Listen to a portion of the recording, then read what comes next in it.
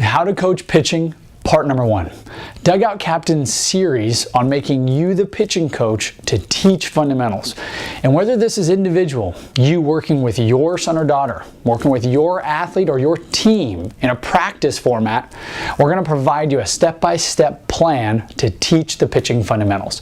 This first segment focuses on the stance and the balance point. That's parts 0 and 1. To get started, bring your athlete up to the mound and discuss the overall plan. We want to make sure that the coach and the athlete are on the same page and that common language is established and understood. We've got a simple number system we're going to follow: stance, balance, power, finish. As they lift their leg, reach back, and let it rip, always aggressive, we got to make sure that those keywords are understood. Assuming that's understood, you got to get the athlete hot, meaning fully warm, and move into rules. The first thing we're going to teach is the stance. As you move into instruction, walk back out to the athlete at the mound and let's establish a stance and a balance point. Position 0 and position 1. Stance. 3 keywords: feet, hands, eyes. Hey, come set, check your feet parallel underneath your armpits like a pair of skis. Check your hands high in front of the chest, a little bit of space, comfortable. And check your eyes. On target, locking in focus. Remember, feet, hands, eyes. Keep it simple. Move into balance point. There's 3 keywords to balance. You're going to come set, feet, hands, eyes, and lift your leg. Knee up, foot out, toe down. And as long as we follow the rules, look for those DC keys: posture tall, no leaning back, smooth leg lift, we've established stance and balance point, and we've got to get into repetitions. You've got to start with a freeze at 1. This means you're in charge. Keep the glove down and ask your athlete to execute. Up, give me a balance point, give me a leg lift, and let's check. Adjust your knee, kick your foot out, make sure your posture's tall, young man. Flash the glove, get a fastball. You got to do 5, 6, 7 freeze at 1s where you're in charge before you can move on.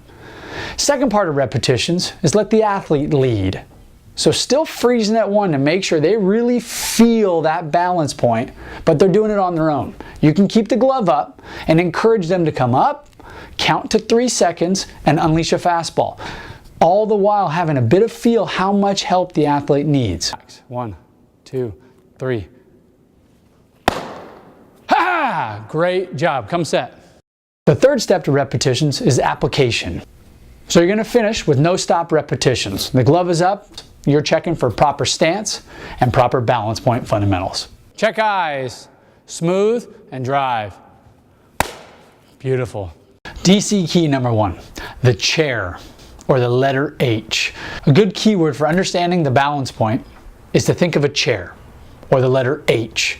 Use it to help that young athlete understand the position he's trying to get to. DC key number 2, posture tall. When I'm working with an athlete, I always use my hand to show where that body is leaning. Keep the posture tall as you go through the leg lift. If they're staying tall, zip it. Don't say anything about it. If you see a lean or a hunch, you got to work to keep the posture tall. DC key number 3, glove up, glove down. What are you doing with the glove? Well, my glove is down until I'm ready for you to throw the pitch. So as you work and get comfortable with your teaching method, I recommend the glove is down. I'm waiting for something. I'm waiting for you to show me a leg lift. I'm waiting for you to show me the proper stance. When you get the target, it's time to fire. The final DC key is homework. If you can get your athletes to work in between sessions, whether that's one-on-one, your own athlete working at home, good luck with that, or that's your team players trying to get some buy-in and help from their parents at home, assign homework. After this first session, turn sideways, get in front of a mirror, get up to a balance point. Hold for 3 seconds and check yourself.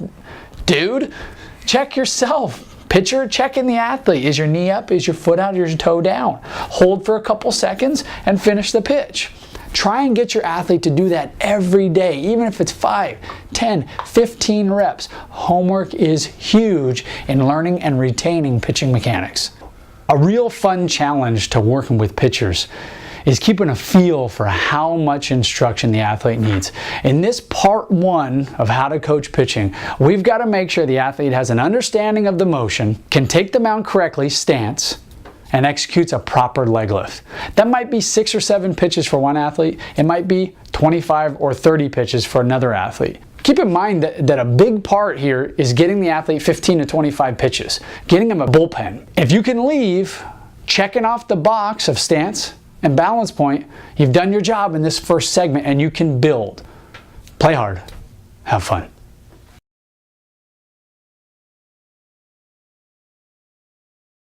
How to coach pitching, part number 2. So part number 1, we established the balance point, the stance and the balance point.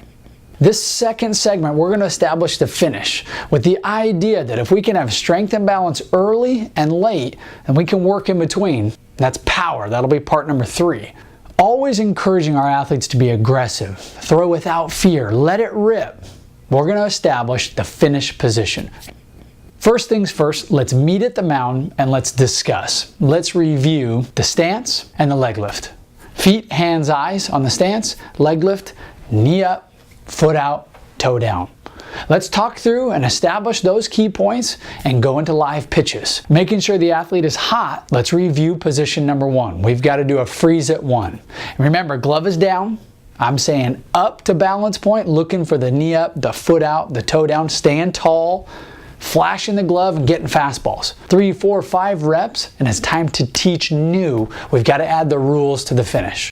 First, let's teach the finish, then let's walk through how we would do that live during repetitions. So there's 4 coaching keywords: point, click, shield, sword. Point. For the right-handed pitcher, that's our left foot. The left foot points directly towards target and bears the body weight.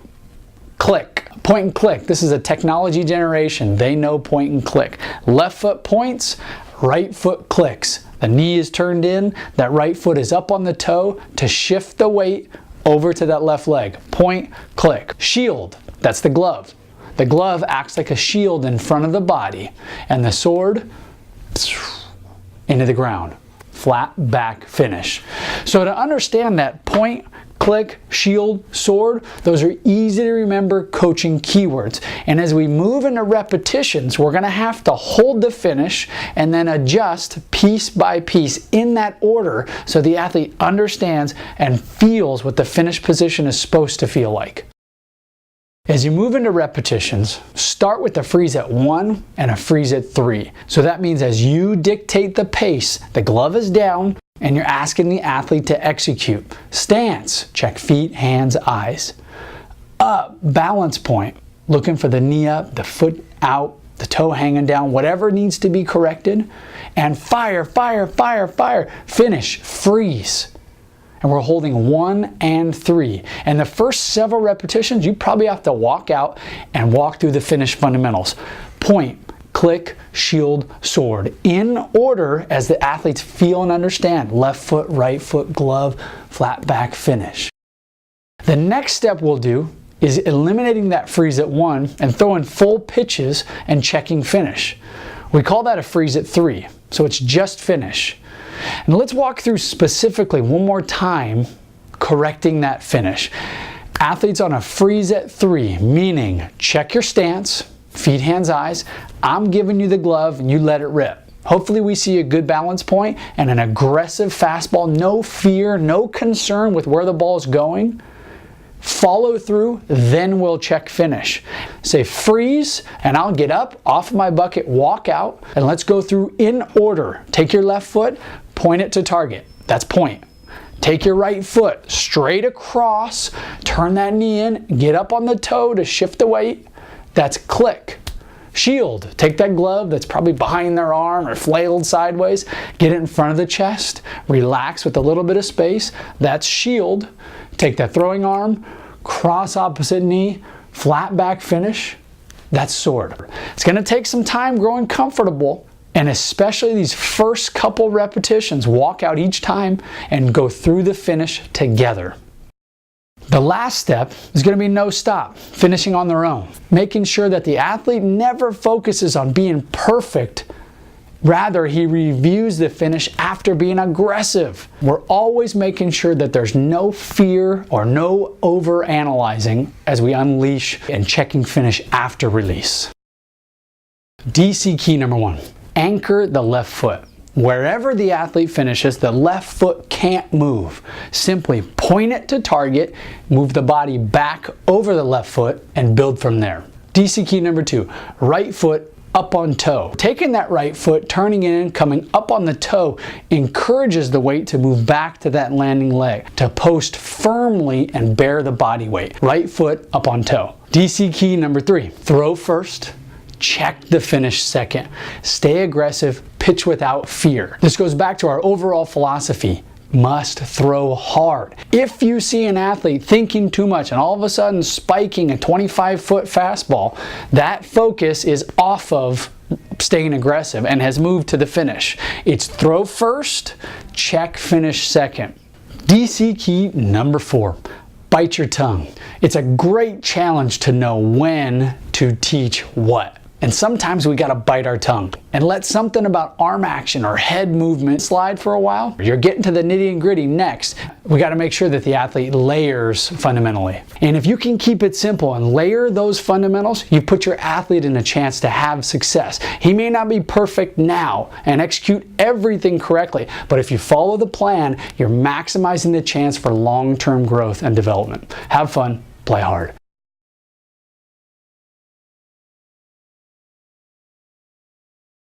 How to coach pitching, part 3.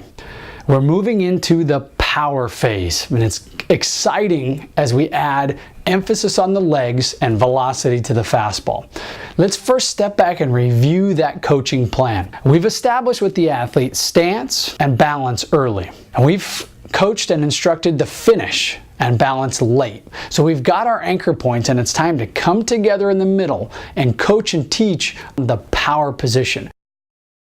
We're going to get started by getting hot. The athlete's going to throw 5, 6, 7 fastballs so you feel you're ready to start adding more instruction. And again, we'll start with review. First, position number 1, balance. And do a freeze drill at 1. Glove is down, leg lift up, look for mechanical adjustments, flash the glove, throw it hard. Atta boy. Can't go wrong as long as you let it rip, okay? Couple repetitions and add that finish. Hold. Now we're doing a 13, balance and finish. Glove down, up, check for the leg lift fundamentals, flash the glove, freeze, hold the finish, point, click, shield, sword. Work through those finish instructions. Now you're going no stop, check and finish, and it's time to coach. We're gonna add details to position number 2, power. Moving into the power position, let's first walk around the body to talk details, then let's talk about application. So what are we looking for? Head back to the mound and get the athlete to feel and hold the loaded power position. 4 pieces. The front foot is out. I'm closed where the side of my shoe faces home plate, and I'm up on that toe so my weight loads back. Glove arm, extended, reach. Get it out there. Throwing hand, this is that cobra, ball points away, ball to the wall, extended, glove and hand. The 4th piece, the most important, weight back or load. And again, tie this back to the last segment. When I come up on the toe, I'm encouraging the athlete to shift that weight to the back leg. Here's a keyword, make a big X, load the back leg, come up on the front toe. Now we need to apply those. So on the mound, without a baseball, we're gonna do a freeze at 2. Come set, balance, and power. And walk around the body correcting those positions. Glove arm big, throwing hand high away, front foot closed, up on toe, weight is back. You've got your position number 2. Go, go, go. Now head back to home plate and it's time for the freeze at 2. Glove is down and you're appropriately walking through the steps. Stance, balance, power, freeze. Check the loaded power position, get that weight back, make any adjustments you need to, flash the glove, rock back a little bit, and let it rip. Drive, drive, drive. And the last thing we're gonna finish with is that application. No stopping, hold finish, so freeze at 3, but let's involve a physical power position. And that means we've got to have a load and explode. We really want to feel the back leg work, leaving our balance point, getting into power before we explode towards home plate. Woohoo! DC key number 1, load. Loading the back leg is the key to pitching success, in my opinion. The true goal is to build power and take control of the delivery. And that starts as the athlete leaves the balance point and starts to generate explosive power off that back leg. It also means that they never give up control. They're never falling towards home plate, drifting, trailing with the arm. Load, load, load. DC key number 2. Rock back and fire. We always want to put a bit of a reload from that frozen position. We never want to get to a freeze and continue towards home plate. Encourage your athlete to reload, engage the leg even a bit more, feeling that power before you continue and explode off the backside. DC key number 3, load, then explode. When you move from freeze at 2 into no stopping, it's okay to really exaggerate the physicality of the legs. There's 2 parts to the delivery, the load phase and the explode phase. So allow your athlete to exaggerate, feel a load and then an explode. You really want the athlete to swing to the exaggerated side to involve the legs and get physical. As we put emphasis in the legs around the load and the explode, we're getting more power, more weight, more velocity coming down that mound. What's that going to do to the finish? That's going to make the finish harder. But we want to celebrate that challenge because that means there's more opportunity and more power to throw harder. I like to say this, it's hard to throw hard. Instruction is really shifting to physicality. We've got anchor points of strength and balance. Now we're moving into the nitty-gritty where power is produced. That's going to make the entire motion more difficult to execute. But this is a good thing and we want to celebrate that challenge. Have fun, play hard.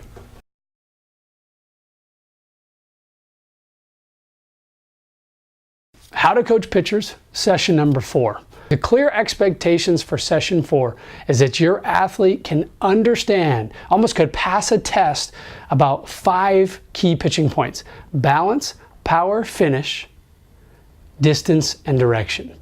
We're going to review 1, 2, and 3. We're going to build off what's already been instructed. And session number 4 is a really exciting time. It's a time to transition from positions to movement. What we're going to teach this session is distance and direction. And these 2 points are measurables, meaning we can measure how far we go down the mound and in which direction, which way we go. First, we got to get hot. Play catch, any throwing program you're going to go through, and get on the mound. Let's let the athlete throw fastballs, get to full hot, you're ready to go, and move into review. A review is going to follow the same structure of our first 3 lessons. Balance, so freeze at 1. Move to the finish, freeze at 3, and come back to power, freeze at 2. When you're ready for new instruction, you're going to say freeze and hold the finish. Up off your bucket, walk out to the mound, and mark the front foot. Mark the stride. How far was it and in what direction? And put a marker. I use cones, but you could use really anything, a rock, a leaf, to mark where the front foot is. Next step. Step back, take a look at the existing stride, and now we're going to measure and mark the goal. That goal is going to be a straight line from the pitcher's back foot towards home plate. So the direction is straight. Hey, you start here, finish here. And that distance marker is going to be equal to the athlete height. And boom. So that's about 4 1/4, would you say? 4.25 steps. You know what your goal is? What? 5 1/2. I've done this so many times, it comes down to 5 1/2, sometimes 6 as you get older. 6 of your step, because it's relative to height. We want the stride length to be body height. So if I could draw lines on my mound, I'd have a T straight down the mound and across at the desired distance. Now, to finish, I'll go through freeze at 2 to 3. Go, go. Where I'm directly measuring, directly comparing the stride length to the goal. How'd your front foot do? Good. What distance are we trying to get to? So we want the athlete to take a look at it. Hey, here's where you used to stride. Here's the goal where we want to get. And take a look at that as we continue to do freeze drills 2 to 3. Much, much better. We got about halfway to the cone. The last step's got to be full repetitions. So we've got to go no stopping. And this is something they're going to work on for several lessons, actually for several years, being more physical and increasing our drive down the mound, and now trying to focus that drive straight to target. As they go no stopping and finish the lesson, they can compare consistently to that goal cone and feel the increased physicality. You should see more velocity, and that's going to wrap up your lesson. Oh my goodness. DC key number 1, throw hard. When you're doing a freeze at 2 and you're doing a freeze at 3, you're holding finish and you're looking down and you're trying to stride farther, you're going to be all over the place. Your accuracy is going to take a hit. You can't stop throwing hard. So give your athlete a couple repetitions to be wild. Make sure he continues to throw hard through that adjustment period. That may last 1 pitch or 50 pitches. One thing never changes though, we're always going to throw hard. DC key number 2, 5.5 steps. The desired distance goal is about equal to the athlete height. It's 5.5 steps of their feet. The older you get, the closer to 6 steps it becomes, but that 5.5 steps is a great outdoor ballpark, I don't have a tape measure handy guide to get a distance goal roughly equal to the athlete height. DC key number 3 is my favorite homework drill. 1, 2, 1, 3. This movement is balance, out to power, back to balance, and now all the way through to finish. It really helps the athletes feel the load out to the power position and also the reload, moving backwards back up to balance point. They start to really lock in and feel their body working. And that's the shift we're making at session number 4, is becoming more physical. Shift your thought as a coach to movements. Get my athlete comfortable loading and building power and exploding and transferring power. Individual instruction really takes over from here. We've scripted a suggested path for these first 4 sessions to make sure the athlete understands the positions of balance, power, finish, and now the measurables of distance and direction. And the challenge now falls to you is, what does your athlete need and where can the instruction go from here? Play hard, have fun.